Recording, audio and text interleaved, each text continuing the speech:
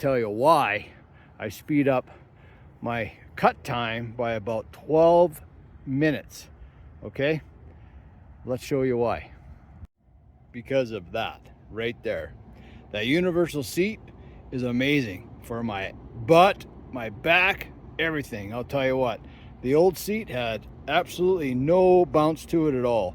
Now I've got the bounce, and this is what it looks like. Can you see it moving?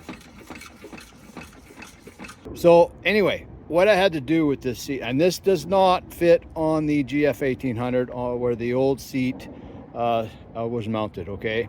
And these two back bolts back here, I put a 1.5 inch plate underneath here and bolted it underneath.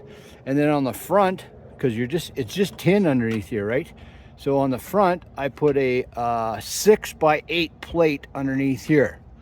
And then I put these two bolts back here where they give you some bolts for like a toolbox and stuff.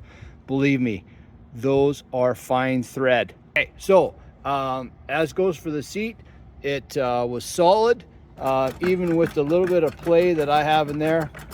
I'm not sure if I'd do a steep hills or anything with that.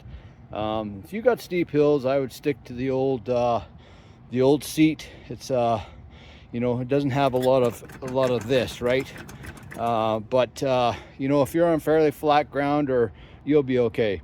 All right, now to adjust that, obviously if you're a heavier guy, you're going to turn that to the right to make the springs tighter. If you're a lighter guy, you're going to turn it left to make your springs looser, so you got more bounce. And underneath there, your springs are right in here, and you can adjust your back right there. And if you guys want to rig it up like that, you can.